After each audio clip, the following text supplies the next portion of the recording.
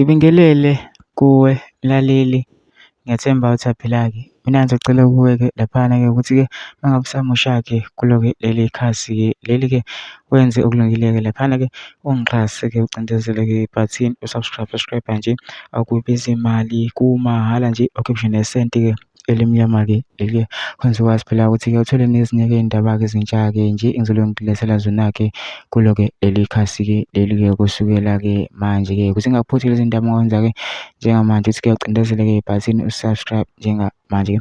Udaba kulethele lona-ke namhlanje si-Mr Mncango-ke laphana-ke u-Action SA seveze okunye-ke laphana-ke kuyinkinga-ke enkulu-ke laphana-ke okwenzeka ngaphansi-ke kwesandla-ke sika-GNU laphana. Kodwa-ke angifuni ukuveza lokho-ke mina kuphela into nje ngizodlala-ke ividiyo-ke uzizwele wena-ke ngoba angifuni ukuthi wezwe ngami. Dlala le video-ke uzizwele wena, ngicela kulapha masuzwile-ke le video le ungene ema-comment section-ke futhi uvo lwakho ukuthi ngicabanga ngani-ke ngalo-ke lolu daba-ke leli, ushiye umcabango wakho-ke lapha ama-comments-ke bese uyangixhasa-ke ucindezele-ke ibhathini usubscribe nje, akubizi imali, kumahhala nje, awukhiphe ngisho nesenti-ke elimnyama-ke leli-ke kwenza ukwazi phela ukuthi-ke uthole nezinye-ke iy'ndaba-ke ezintsha-ke nje engizobe ngikufakela zona-ke kulo-ke leli khasi-ke leli-ke ukuze ngingakuphuthi izindaba ongawenza-ke njengamanje ukuthi-ke ngabe ube ucofoza-ke ibhathini u-subscribe njengamanje-ke. Nayo-ke le video-ke awuyithokozele.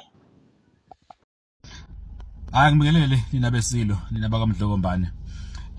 Ngike ngakhuluma nje last month, ngikhuluma ngokuthi kuyafuneka ukuthi ngelinye ilanga noma nje uma kuqhubeka isikhathi ke sithole ama-economist azokwazi ukusicathulisa, si-understand indaba ye-economy and the markets ukuthi a-responda positively makwenze njani, negatively makwenze njani, ngoba sibonile these markets responding positively according to what we're being told by the mainstream media and the so-called analysts, ukuthi when GNU was formed and when parties like the DA and FF Plus were getting involved with GNU, the rand was getting stronger. But when kune talk of having EFF MK being part of GNU, the rand was getting weaker. Now we know and we're told that because GNU was finally signed, the coalition was signed by the DA and the ANC and other parties, we're told the economy is getting stronger, the rand is stronger. But very strange, we now have a situation where unemployment rate is increasing. Now, umbuzo omesibuze wona ukuthi kanti le economy makuthiwa iba stronger for who and how? Uma the main abantu abamnyama continuously find themselves jobless, have no access to opportunities, even towards businesses. So inhlupheko and poverty amongst black people is still high. When you talk of high unemployment, in reality ukuthi in the main you talk about the black people in this country.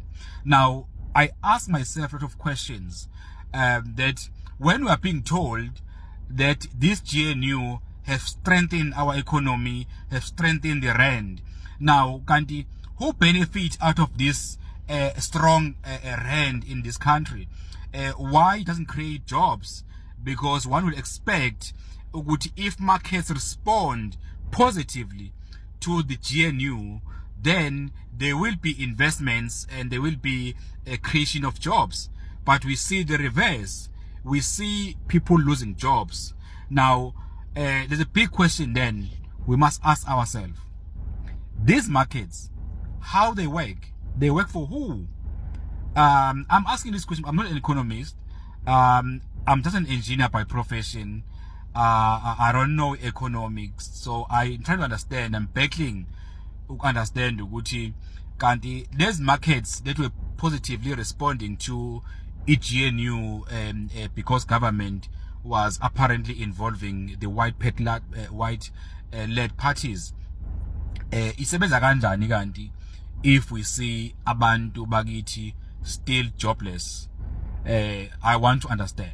If someone knows the answers, please share with me, explain to me how it works when economy is getting stronger but people are still losing jobs and there's no access to opportunities as well. Yeah, I'm trying to understand. Please help me.